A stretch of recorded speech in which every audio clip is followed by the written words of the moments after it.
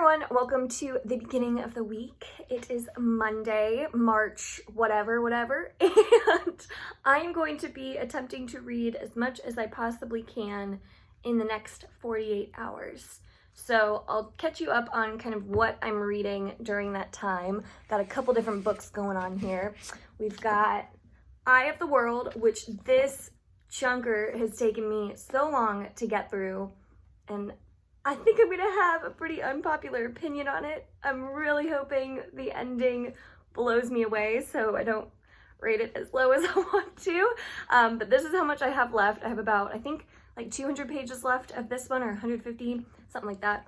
And then I've also started a new audiobook for Her Every Fear by Peter Swanson, which I'm going to be listening to while I work from home today. So hopefully I can get through a chunk of this one.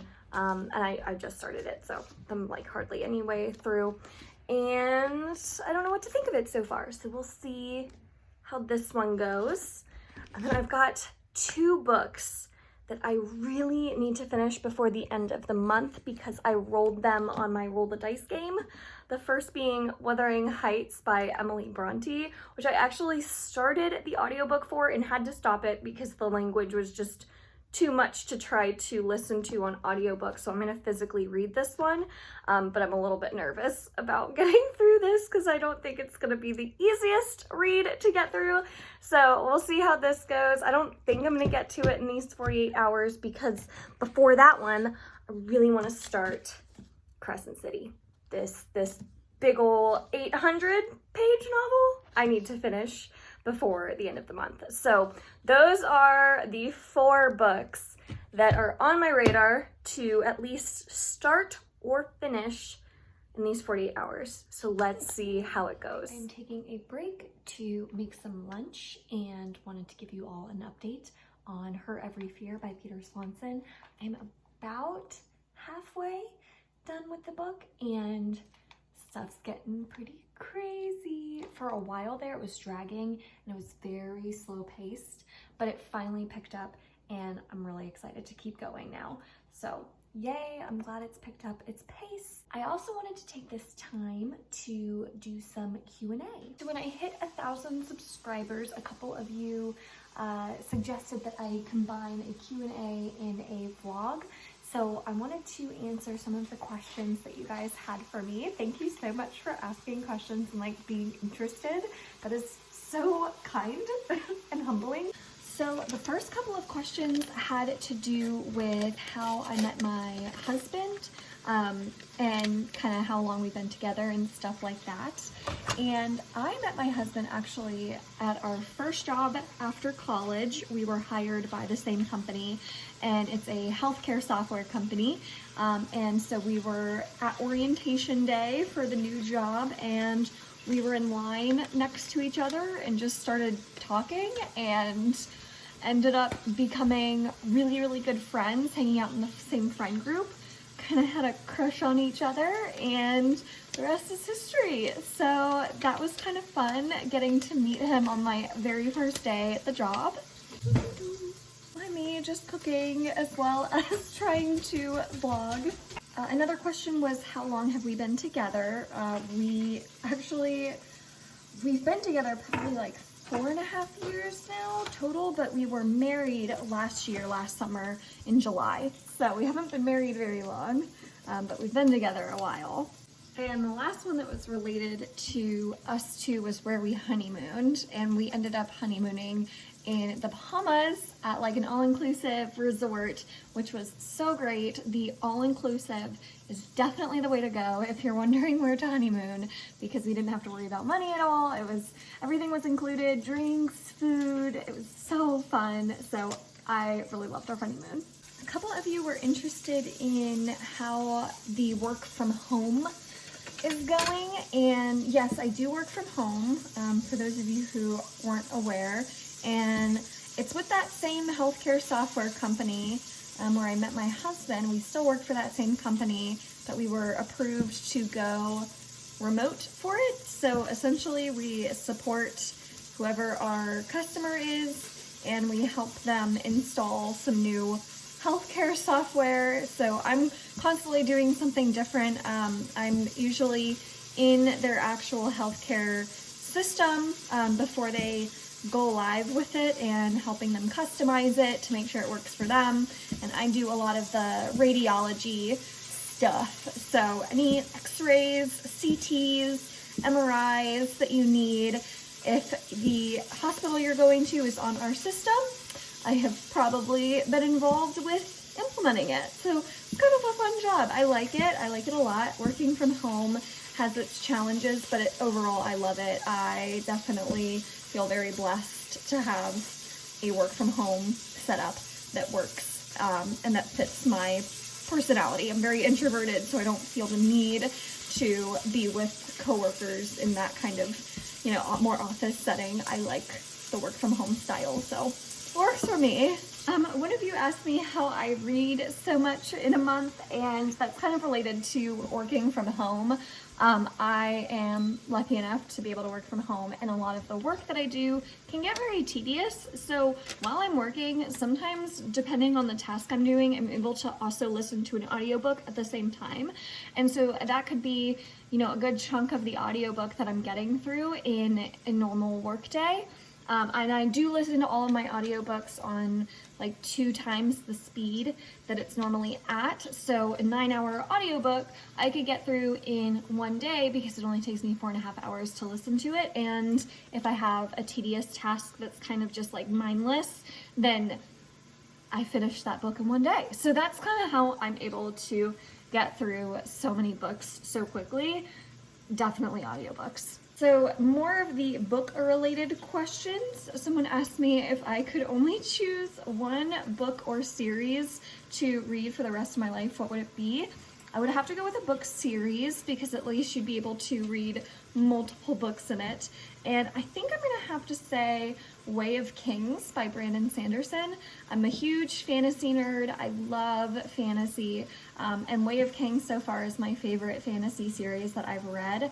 And those books are big enough where you don't feel like, you know, you're gonna get really, really bored of them or tired of reading the same thing over and over. So at least it offers a lot of different types of characters in it and plot lines and tones. I really like Way of Kings, so I think that would be my answer.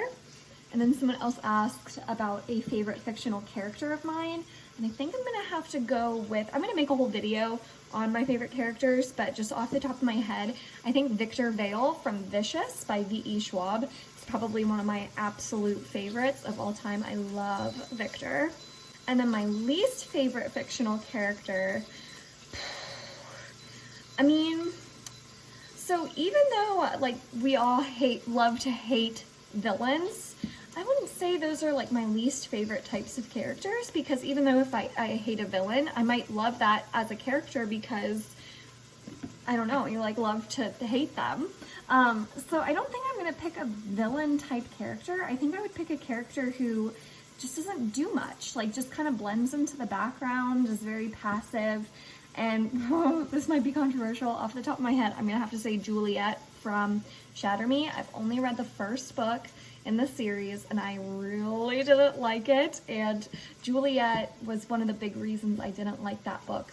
And I think it's because she was so passive, she didn't make any of her own decisions, she was just bland and didn't have a whole lot of, you know, just anything really going for her. So I think I'm gonna have to say Juliet, and I know that might be a controversial opinion. What got me interested in reading, one of you asks. I would say, when I was little, I always used to read. I had those accelerated reader programs. I don't know if anyone else knows what I'm talking about with the accelerated reader. I always had to be like #1. I'm super competitive, so when they like introduced the whole accelerated reader, accelerated math thing in my elementary school, I was like all over it. I had to be #1. So that's what initially got me interested in reading, was the accelerated reader program in elementary school, and me just being a competitive little kid. But then what got me back into reading as an adult was probably when I actually wrote my own book. It was a young adult fantasy book, and I don't really talk about it because stuff's happened with it and I just don't even want to talk about it. But I think when I was writing that book and editing it and everything, I hadn't read in a really long time any young adult fantasies, and so I was reading other books just to become a better writer. And then I found that I just loved reading again. So I think that that's what really got me back into reading, was trying to write my own book and wanting to become a better writer through reading. And since then I've just now stopped writing and love reading. So maybe someday I'll write again, but not anytime soon. I'm just loving reading all the good books. And then someone asks, what book character am I most like, and which character do I wish I was like? And I think the book character I've kind of felt the most related to is Blue from the Raven Boys. I don't know, something about her really connected with me. She seemed a little more introverted, which is definitely me. Didn't have a whole lot of friends, just a couple of really close friends, and was very close to her family. So I don't know, I think that really resonated with me, just her relationships with others and how she approached new friendships and stuff. I could definitely see myself in Blue. And then if I could pick one character to be, I mean, I think I would pick Hermione, because who doesn't want to be a witch and go to Hogwarts and all that and be the brains of the operation? I love Hermione. She's definitely one of my favorites, so I wish I was more like her, but I think I'm more like Blue from the Raven Boys. Least favorite genre, one of you asked about that. My least favorite genre, I don't read any poetry. I'm not a poetry person. I don't understand it. I don't feel anything from it. I don't know what's wrong with me. But poetry is probably my least favorite, so I'm just never gonna get into it. And one of you asked about my favorite food. Very important question. My favorite snack food is popcorn. Love popcorn. And then my favorite food, like my favorite meal, I don't know. I really like hamburgers and hot dogs. Just like a good classic American type ballpark meal. I love hamburgers and hot dogs. You can never go wrong with one of those. You did notice my Starbucks mug collection. I wonder, should I do a video on my Starbucks mug collection? Let me show you guys. Here's some of it, and there's a whole wall of them in our kitchen, as you can see. So I could do a more detailed video on that if anyone even cares about it. But my favorite Starbucks mug is probably the wintertime Japan edition. I love this. First of all, it's stunning. The colors are beautiful. And second, Japan, I used to live in Japan, in Tokyo, for 7 years of my life, from the ages of 11 to 18. So I actually graduated high school from the American school in Japan. That was my high school, and middle school. And so Japan holds a very special place in my heart. So I think I'm biased, but I'm gonna have to go with this mug right here being my favorite. Those were all the questions that you all had for me. Thank you again for those of you who submitted your questions. Definitely let me know if you have any more, and I could do another like Q&A for my next reading vlog as well. But this was really fun. So hopefully you learned something a little bit new about me. And my lunch is now ready, so I'm gonna go eat it, and I will get back to you guys later. Hello. Hi. This is Jamie. She's about 1.5 years old. She really happy? Yes, hi. And she is just a mixture of every type of breed. But most primarily she is Boston Terrier, Dachshund, Australian cattle dog, and just 100% cute. I am so close to finishing Her Every Fear. And it's not exactly like twisty. Like the plot twist was very predictable. I don't think it was meant to be this mind-blowing plot twist, but there's so much action, and I like how Peter Swanson's telling the story. You get every character's perspective and story in it. I like it. So we're kind of in a point where we're leading up to the big ending, and it's interesting. I don't know what I'm gonna rate it yet, so I'll see how it ends and then let you all know my overall thoughts. But I like it. I do. Why is it that every time I pick up The Wheel of Time, book 1, I instantly fall asleep? Every time. It's like, I don't know what it is. It just puts me to sleep instantly. I can't even finish a whole chapter before I fall asleep. That is nuts. That is so weird. Does that ever happen to you guys with any books that you read? Comment down below. Okay, well, I woke up from my nap. So now I'm gonna try to go back and read more of Wheel of Time. So, okay. And then I'm also gonna walk my dog soon. There she is. And maybe on that walk I'll finish, Lord, I can't even think of the name of the book. Her Every Fear. Her Every Fear. I'll probably finish Her Every Fear tonight, so keep you all updated on that. Oh. Alright, she's ready for a walk.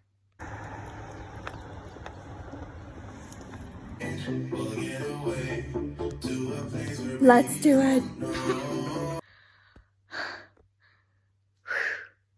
I'm sweaty. Woo, that's a good workout. Quarantine workouts. Woo! I did it. I finished the audiobook for Her Every Fear by Peter Swanson, and overall, I liked it, but it wasn't anything super special or something that is going to really stick out in my mind. I found it overall pretty forgettable, so I'm gonna give it a 3-star and feel pretty good with that, because it's not that it's a bad book by any means. I actually liked my time reading it, but it's just another kind of average thriller book with a pretty predictable twist, but a lot of action and is pretty fast-paced. And then I have gotten through a good chunk of The Eye of the World tonight, and I'm really disappointed by it. I was expecting this to be a 5-star read for me.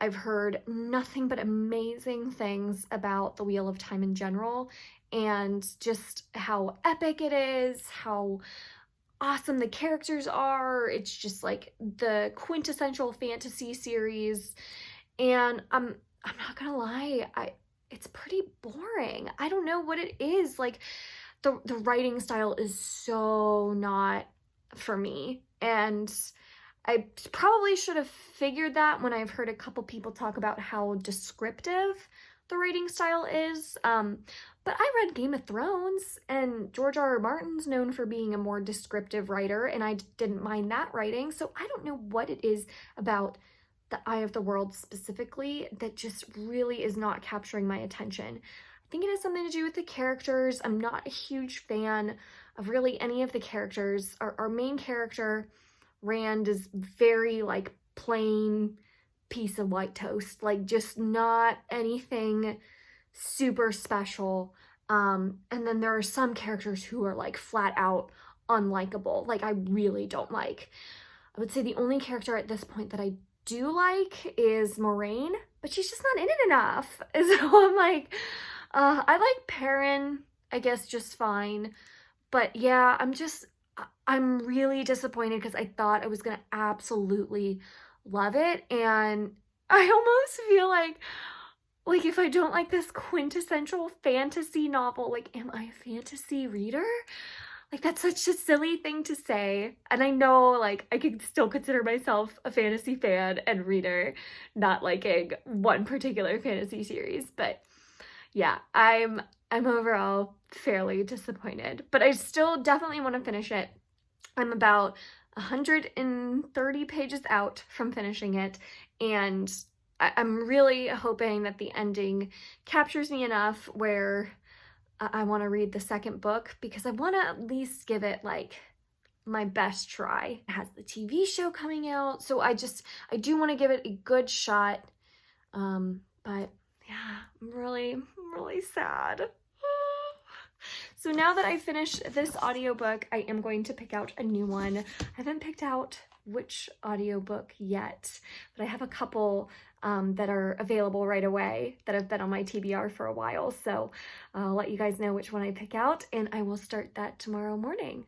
So I'll probably head off to bed soon. So I'm just gonna say goodnight now, and I will see you guys tomorrow with another reading update. So I picked out the new audiobook that I will be listening to during work today, and that is The Queen's Rising by Rebecca Ross.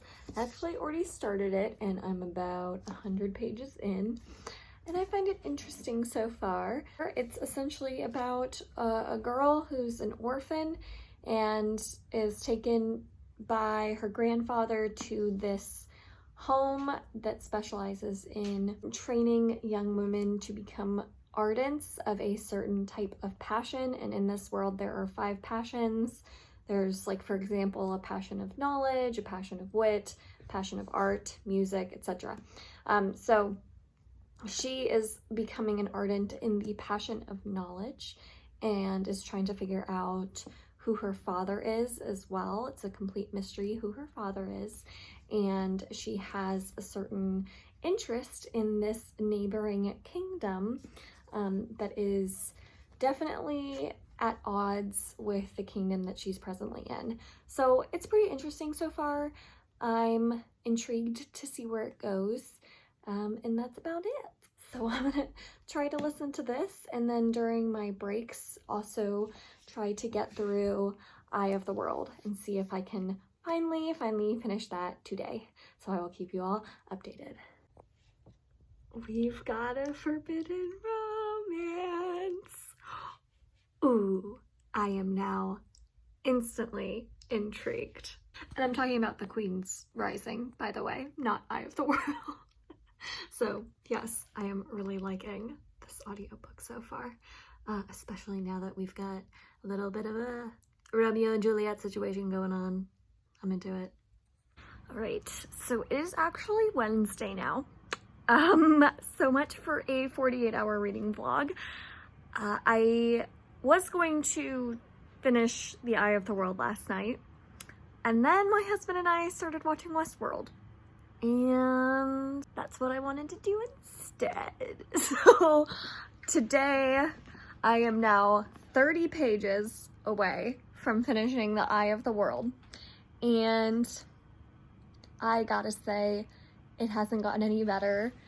This is the most bizarre reading experience I think I've ever had. Because no matter what's going on in this book, no matter what mood I'm in, no matter how focused I am on reading at a certain moment, the minute I start reading this book, my mind starts just to drift everywhere but the story. It's the strangest thing, and it's never happened with any other book the entirety of the book.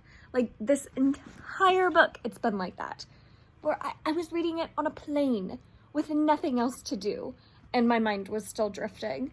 I've been reading it in bed, on the couch, just any time I can, and my mind has been fully focused on reading. I've had every intention of focusing on reading, and somehow it still doesn't capture my attention. I don't know what it is. So I'm gonna finish it, and then we'll chat. So I finished it, and sad to report, my feelings have not changed. Not that I was expecting them to. I didn't like it, and I'm really sad to say that, because I predicted this would be a 5-star read for me. So I'm obviously not aware of my own taste in books. Yeah, I mean, it's so hard because I feel like I can't even do a full review on this book, because just the whole time my mind was wandering while I was reading it, and I feel like I didn't internalize or process anything that was going on. I really didn't connect to any of the characters at all. None of them stood out to me as being someone I can root for. So, like, even though the ending was a little more exciting than the rest of the book, because my mind had wandered so much throughout the entirety of this book, I didn't even really know what was going on. So I feel like at this point, I know earlier in this vlog I said that I would continue on with the second book, but I don't think I can because I don't know what's going on, and I don't really care to know. I'm so sad to say that. I feel like I'm missing out on something humongous, and I know a lot of people are going to tell me that. They're going to say that I'm really missing out, it gets better, or whatever it may be, but truly, I think it's just the writing style. It really did not connect with me at all, and that's it. I mean, and the writing style is not going to change, so I'm not going to continue on with this series. I think the only way I would continue on is if I watched the TV show, and the first season followed this book, and it helped me gain an understanding, a better understanding of the world and the different creatures and history and everything that was trying to be told in this book that I just was not processing at all. I don't know why. And maybe if I like that first season of the TV show, then I would continue on with the second book in preparation for the second season. But otherwise, I can't continue on with this series. It was such a bore to get through. It was so difficult. I can't believe I'm saying this about this book. I feel like I'm gonna get so much hate for it. I haven't had this much of an unpopular opinion about a book, I don't think, ever. Definitely my biggest surprise in a long time reading a book. On the other hand, I'm also listening to the Queen's Rising, and I'm about, I think, 250 pages in now. I listened to it while I was working today as well, and I'm really not trying to be negative here. It's fine. Like, there's nothing wrong with it. It's just very, like, average young adult fantasy with a girl who has some sort of kind of hidden-ish power and is dealing with this evil king who's evil kind of just for the sake of being evil and is trying to overthrow him. So it's like very typical young adult fantasy. There's not a whole lot that's like super special about it yet in my mind, but that could change. And it's not that it's bad. I like it. Definitely want to finish it and see what I think. Then I am going to start House of Earth and Blood by Sarah J. Maas because everyone has been raving about that book. I've not seen one review that's less than 5 stars yet. So hopefully that will get me out of what could be a reading slump coming on from this guy. Because I need something that's like gonna just capture my attention and blow me away. I'm really hoping Crescent City will be that for me. I will like keep vlogging for tonight, and then probably maybe tomorrow if I get through Crescent City at all, I'll also vlog a little tomorrow, because this has now become a week-long vlog apparently instead of just a 48-hour one, which is fine. So I will talk to you guys later. It's Thursday morning and I am almost 100 pages into Crescent City. I'm like at page 80 and I've spotted our first purr. Sarah J. Maas is known for making all of her characters in all of her books purr like a cat. And I was just waiting for it to happen in this book, and it finally did. So I'm like, okay, we're in a Sarah J. Maas novel now. So far, I mean, I've heard similar sentiments from everyone that the beginning of this book is super info dumpy and confusing and takes a while to really get your head wrapped around the world, because the world is so complicated, or Sarah J. Maas is making it really complicated. And I agree with those sentiments. My coffee's done. I definitely think that the beginning is, I'm actually surprised at how unbelievably info dumpy it is. Like, there's just pure exposition on pages with nothing else on them. And for Sarah J. Maas, this is her 3rd series now, and she's written a lot. I'm surprised that such a seasoned author would fall into these traps of just dumping information on us without us organically coming to it. But I have faith that it's going to get better soon. And the world itself, I'm intrigued by. There are a couple things that are a little bit like cheesy, especially for an adult fantasy novel. Just a little cheesy. Like they have shapeshifters in this world, and the shapeshifters in Crescent City that like lead the city are wolves, so they shapeshift into wolves, and if they're being rude, they call each other alpha holes, which like it's a little cheesy. But we're gonna reserve judgment until I get further into this book, because I hear it gets unbelievably good. So I'm reserving my judgment, and I am trusting that Sarah J. Maas knows what she's doing and that she's going to deliver something excellent. So I'm going to keep reading, and I'm going to try to finish my audiobook of The Queen's Rising today while I'm working. So I will keep you all updated. I have sucked at vlogging these past couple days. I'm sorry that my footage is so sporadic, but I'm going to try to do better today and give you some more content and hopefully get through a good chunk of Crescent City. So keep y'all updated. Talk to you later. I finished The Queen's Rising by Rebecca Ross on audiobook, and overall I liked it. It wasn't bad by any means, but it was somewhat forgettable. It's not a new favorite by any means either. I'm gonna give it 3 stars. It was very average. I liked it while I was reading it, but it really didn't do anything super spectacular. The writing was fine. I will look for Rebecca Ross books in the future. I know she has a new one coming out this summer, so like I can see myself reading another book by this author, but this just kind of had a lackluster plot. The characters were fine. Everything was kind of just fine.